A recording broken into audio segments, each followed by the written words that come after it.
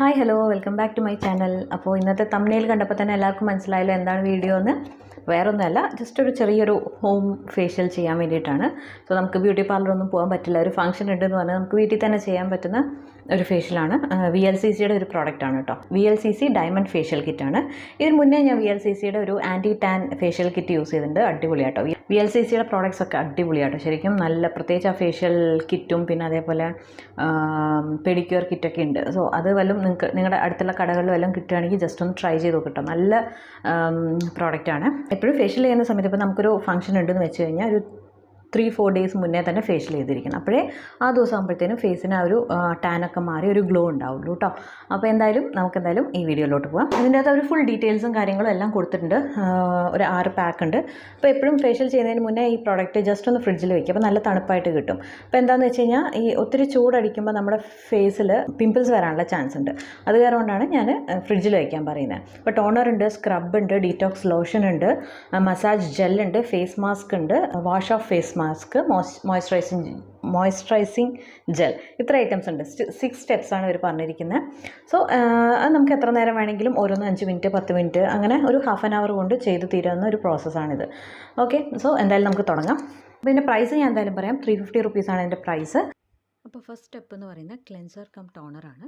നമ്മുടെ സ്കിന്നിലുള്ള എല്ലാ ഡേർട്ടും അഴുക്കും എല്ലാം പോകാൻ വേണ്ടിയിട്ട്, പിന്നെ നമ്മുടെ പോർസ് ക്ലീൻ ആവാൻ വേണ്ടിയിട്ടാണ് നമ്മൾ ഈ സ്റ്റെപ്പ് ചെയ്യുന്നത്. അപ്പോൾ അത്യാവശ്യം കുറച്ച് നല്ല എമൗണ്ട് എടുക്കുക സ്കിന്നിൽ, അതായത് ഫേസിൽ, കഴുത്തിൻ്റെ പുറകിൽ എല്ലാം നന്നായിട്ട്, അതായത് സണ്ണ് തട്ടുന്ന ഏരിയ എല്ലാം നന്നായിട്ട് എടുക്കുക. ഓക്കെ, എന്നിട്ട് നന്നായിട്ട് സർക്കുലർ മോഷനിൽ നന്നായിട്ട്, ഒത്തിരി അങ്ങ് നമ്മൾ പ്രഷർ കൊടുക്കരുത്, എന്നാൽ അത്യാവശ്യം പ്രഷർ കൊടുത്ത് നന്നായിട്ട് നമ്മൾ സർക്കുലർ മോഷനിൽ നന്നായിട്ട് റബ്ബ് ചെയ്തതിന് ശേഷം നമ്മൾ ക്ലീൻ ചെയ്യുക.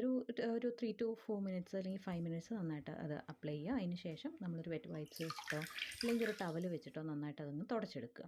ഓക്കെ, സോ ഓരോ സ്റ്റെപ്പും അതുപോലെ നീറ്റായിട്ട് ചെയ്യുക കേട്ടോ. അടുത്ത സ്റ്റെപ്പ് എന്ന് പറയുന്നത് സ്ക്രബാണ്. അപ്പോൾ അത് നമ്മുടെ അത് അറിയാമല്ലോ അല്ലേ എല്ലാവർക്കും, എന്തിനാണ് സ്ക്രബ് യൂസ് ചെയ്യുന്നതെന്ന് വെച്ച് കഴിഞ്ഞാൽ. അപ്പോൾ ഇതാദ്യം ഞാൻ കണ്ടപ്പോൾ ഭയങ്കര ഇതുപോലൊരു ജെൽ ടൈപ്പാണ്, ഭയങ്കര ട്രാൻസ്പെറൻ്റ് ആയിട്ടൊരു ക്ലിയർ ആയിട്ടുള്ളൊരു പ്രോഡക്റ്റ്. ഞാൻ വെച്ചത് ഇങ്ങനെ സ്ക്രബ് ആവുന്നു, പക്ഷേ അപ്ലൈ ചെയ്തപ്പോൾ അല്ല, അതിൽ നല്ല പൊടിയായിട്ട് ഒരു പാർട്ടിക്കിൾ ഉണ്ട്. അപ്പോൾ അത് നന്നായി സ്ക്രബ് ആവുന്നുണ്ടായിരുന്നു. സോ അതും അതേപോലെ തന്നെ സ്കിന്നിലെടുക്കുക. ഒത്തിരി പ്രഷർ കൊടുക്കരുത്. ഒരു 3 to 4 മിനിറ്റ്സ് നന്നായിട്ട് നമ്മൾ സ്ക്രബ് ചെയ്യുക. പ്രത്യേകിച്ച് ടീ സോൺ ഏരിയയിലൊക്കെ, വൈറ്റ് ഹെഡ്സ്, നോസിൻ്റെ സൈഡിൽ, പിന്നെ ലിപ്സിൻ്റെ സൈഡിൽ, പിന്നെ പിഗ്മെൻറ്റേഷനൊക്കെ ഉള്ള ഭാഗത്തൊക്കെ നന്നായിട്ട് നമ്മൾ സ്ക്രബ് ചെയ്യുക. അതിന് ശേഷം ഒന്നെങ്കിൽ കഴുകുക, അല്ലെങ്കിൽ ഇതേപോലെ തന്നെ അങ്ങ് തുടച്ചെടുക്കുക. ഒരു 3 to 4 മിനിറ്റ്സ് ആണ് നമ്മൾ ചെയ്യേണ്ടത് ഈ സ്റ്റെപ്പ്. അടുത്ത സ്റ്റെപ്പ് എന്ന് പറയുന്നത് ഡീറ്റോക്സ് ലോഷനാണ്. ഓക്കെ, അതെങ്ങനെയാണെന്ന് വെച്ച് കഴിഞ്ഞാൽ അതുപോലെ അത്യാവശ്യം എടുക്കുക. അത് കുറച്ച് ഡീറ്റോക്സ് ലോഷനാണ്. ഇതുപോലത്തെ ഒരു വൈറ്റ് കളർ ഒരു ലോഷനാണ് കേട്ടോ. ഭയങ്കര സോഫ്റ്റാണ്, ഭയങ്കര ലൈറ്റ് വെയിറ്റ് ആയിരുന്നു. അത് നന്നായിട്ട് അപ്ലൈ ചെയ്യുക. അതും ഇതേപോലെ തന്നെ ഒരു 5 to 10 മിനിറ്റ്സ് നന്നായിട്ട്, അതായത് നമ്മുടെ ഈ ക്രീം ഫുള്ള് സ്കിൻ അബ്സോർബ് ചെയ്യുന്ന വരെ നന്നായിട്ട് നമ്മളത് സർക്കുലർ മോഷനിലും അപ്വേർഡ് ഡയറക്ഷനിലും നമ്മൾ നന്നായിട്ട് ഇത് അപ്ലൈ ചെയ്യുക. ഓക്കെ, എപ്പോഴും നമ്മൾ ഇതുപോലെ ഫേഷ്യലിൽ മുഖത്ത് എന്തെങ്കിലും ചെയ്യുന്ന സമയത്ത് താഴത്തോട്ട് വലിക്കരുത്, മേലോട്ട് തന്നെ നമ്മളിങ്ങനെ ചെയ്തുകൊണ്ടിരിക്കും. സോ മാക്സിമം നമ്മൾ ആ ഒരു പ്രോഡക്റ്റ് ഫുൾ അബ്സോർബ് ആവുന്ന വരെ നമ്മൾ അത് അപ്ലൈ ചെയ്യുക. അതിനുശേഷം 4th സ്റ്റെപ്പാണ് മസാജ് ജെല്ലാണ്. അടുത്തൊരു മസാജിങ് സ്റ്റെപ്പാണ്. അത്യാവശ്യം ഒരു അലോവേര ടൈപ്പ് ഒരു ജെല്ലായിരുന്നു കേട്ടോ. അത് നന്നായിട്ട് എടുക്കുക. ഒരു 5 to 10 മിനിറ്റ്സ് എല്ലാം ഇതേപോലെ തന്നെ. ചിലത് 3 മിനിറ്റ്സ്, ഇപ്പോൾ സ്ക്രബൊക്കെ 3 മിനിറ്റ്സ് ആണെങ്കിൽ ഇതുപോലെ മസാജ് ചെയ്യുന്നതൊക്കെ 5 to 10 മിനിറ്റ്സ് നമുക്ക് എടുക്കാം. അതും ഇതേപോലെ തന്നെ സർക്കുലർ മോഷനിൽ ചെയ്യുക. എന്നിട്ട് അതേപോലെ തന്നെ അപ്വേർഡ് ഡയറക്ഷനിലോട്ട് വേണം നമ്മളിത് മസാജ് ചെയ്യാൻ വേണ്ടിയിട്ട്. എന്നിട്ട് നമ്മൾ ഒരു എന്താ പറയുക, കോട്ടൺ, നമ്മുടെ വെറ്റ് വൈപ്സ് ഇല്ലേ, അല്ലെങ്കിൽ തുണി വെച്ചിട്ടോ നന്നായിട്ട് അതങ്ങ് തുടച്ചെടുക്കുക. സോ ഇതേപോലെ തന്നെ കഴുത്ത്, കവിളിൻ്റെ ഭാഗം എല്ലാം നമ്മൾ അപ്വേർഡ് ഡയറക്ഷനിലോട്ട് വേണം നമ്മൾ മസാജ് ചെയ്ത് കൊടുക്കാൻ വേണ്ടി. സോ വല്ലവരും കൂടെ ഉണ്ടെങ്കിൽ, നല്ല അറിയുന്ന ആൾക്കാർ വല്ലവരും ഉണ്ടെങ്കിൽ കുറച്ചും കൂടി ഈസി ആയിരിക്കും. നമുക്ക് തനിയെയും ചെയ്യാം കേട്ടോ ശരിക്കും, അതുകൊണ്ട് വലിയ പ്രശ്നങ്ങളൊന്നുമില്ല. അതിന് അടുത്ത സ്റ്റെപ്പ് എന്ന് പറയുന്നത് 5th സ്റ്റെപ്പാണ്.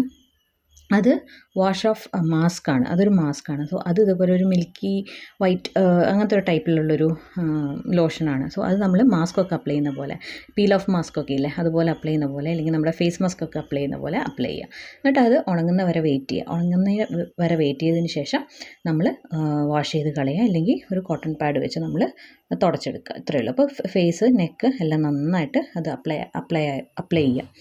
നല്ലൊരു ലെയർ ഇത് കണ്ടോ, നന്നായിട്ട് ഉണങ്ങിയതിന് ശേഷം മാത്രം നമ്മളത് കഴുകി കളയുക, അല്ലെങ്കിൽ തുടയ്ക്കുക. അപ്പോൾ ഞാൻ ഫേസ് കഴുകി എന്നിട്ടൊരു സോഫ്റ്റ് ആയിട്ടുള്ള ടവൽ വെച്ച് ജസ്റ്റ് ഒന്ന് തുടച്ചെടുക്കുന്നേ ഉള്ളൂ. അവസാനം ലാസ്റ്റ് സ്റ്റെപ്പാണ്.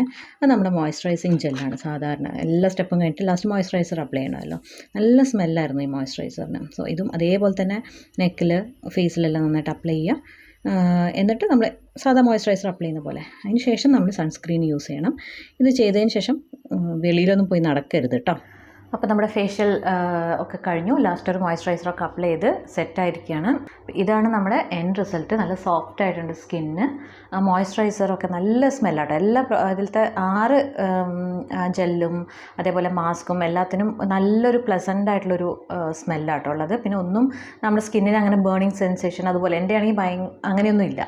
എൻ്റെ ആണെങ്കിൽ ഭയങ്കര സെൻസിറ്റീവാണ്. എന്തെങ്കിലും ഒരു സ്ഥിരമായിട്ടല്ലാത്ത വേറെ എന്തെങ്കിലും അപ്ലൈ ചെയ്ത് കഴിഞ്ഞാൽ ഒരുമാതിരി എരിയുന്ന പോലെ ഉണ്ടാവും. നമ്മളിങ്ങനെ വിക്സല്ല, ചിലപ്പോൾ ഫേഷ്യൽ ചെയ്യുമ്പോൾ തന്നെ നമ്മൾ ബ്ലീച്ചൊക്കെ ഇടുമ്പോൾ ഒരു നീറുന്ന പോലെ ഉണ്ടാവില്ലേ സ്കിന്ന്, ആ ഒരു എഫക്റ്റ് ആണ് എനിക്ക് എപ്പോഴും. എന്തെങ്കിലും ഞാൻ ആവശ്യമില്ലാത്തൊക്കെ അപ്ലൈ ചെയ്ത് കഴിഞ്ഞാൽ അങ്ങനത്തെ ഒരു പ്രശ്നം ഉണ്ടാവും. കൂടെ എനിക്ക് ചെറിയൊരു പ്രശ്നം തോന്നിയത്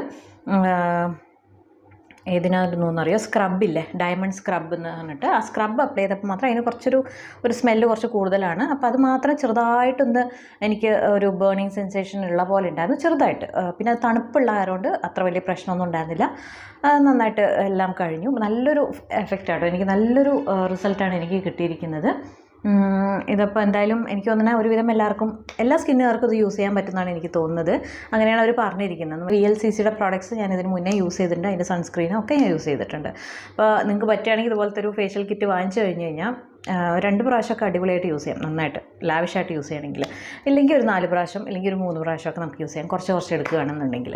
ഇതിപ്പോൾ ഞാൻ അത്യാവശ്യം കുറച്ച് നന്നായിട്ട് എടുത്തു, അതിന് ഒത്തിരി നാൾ വെക്കേണ്ടെന്ന് വിചാരിച്ചിട്ട്. പിന്നെ ഇതെപ്പോഴും ഫ്രിഡ്ജിൽ സ്റ്റോർ ചെയ്യാൻ നോക്കുക. അപ്പോൾ ഒരു തണുപ്പോട് കൂടി നമുക്ക് അപ്ലൈ ചെയ്യുമ്പോൾ നല്ലൊരു ഫീലായിരിക്കും ഉണ്ടാവുക സ്കിന്നിന്. അതേപോലെ നല്ലൊരു റിസൾട്ടും ആയിരിക്കും നമുക്ക് കിട്ടുക ചൂടോടുകൂടി. കാരണം നമ്മൾ ഇങ്ങനെ സ്ക്രബ് ചെയ്യുന്ന സമയത്ത് അല്ലെങ്കിൽ സർക്കുലർ മോഷനിൽ ഇങ്ങനെ റബ്ബ് ചെയ്യുന്ന സമയത്ത് കയ്യും ചൂടാവും, സ്കിന്ന് അപ്പോൾ ഒരുമാതിരി ചൂടായിക്കൊണ്ടിരിക്കും. അപ്പോൾ നമുക്ക് പിമ്പിൾസ് വരും. അത് കാരണമാണ് ഞാൻ ഫസ്റ്റ് തന്നെ പറഞ്ഞത്. അടുത്തൊന്ന് കാണിച്ചു തരാം സ്കിന്ന്. എനിക്ക് ഈ സൈഡിൽ അത്രയ്ക്ക് പിമ്പിൾസും മാർക്കൊന്നുമില്ല, ഈ സൈഡിലാണ് ഫുള്ള് ഉണ്ടാവാറ്. സോ അതിൻ്റെയൊക്കെ ഒന്ന് ലൈറ്റനായ പോലെ ഉണ്ട്, ഇത് കണ്ടില്ലേ, ഇതൊക്കെ ഒന്ന് ലൈറ്റനായ പോലെ ഉണ്ട്. പിന്നെ ഈ സൈഡിലുള്ള ഒരു പിഗ്മെൻറ്റേഷൻ അതെല്ലാം കുറച്ച് കുറഞ്ഞിട്ടുണ്ട്, കണ്ടില്ലേ. അണ്ടർ ഐ ഡാർക്ക്നെസ് എല്ലാം കുറച്ച് കുറഞ്ഞിട്ടുണ്ട്. ഇവിടെ മാത്രം നമ്മൾ ഒത്തിരി അപ്ലൈ ചെയ്യാത്തതുകൊണ്ട് അവിടെ മാത്രം കളർ ഉണ്ട്, കുറച്ച് വേറൊരു ടൈപ്പാണ്. ബാക്കി വേറെ പ്രശ്നങ്ങളൊന്നുമില്ല, നല്ല സോഫ്റ്റ് ആയിട്ടുണ്ട് സ്കിന്ന്. അപ്പോൾ എന്തായാലും ഈ വീഡിയോ എല്ലാവർക്കും യൂസ്ഫുൾ ആയി കാണുന്നതാണ് ഞാൻ കരുതുന്നത്. അപ്പോൾ നമുക്ക് എന്തായാലും അടുത്ത വീഡിയോയിൽ കാണാം. Take care, by.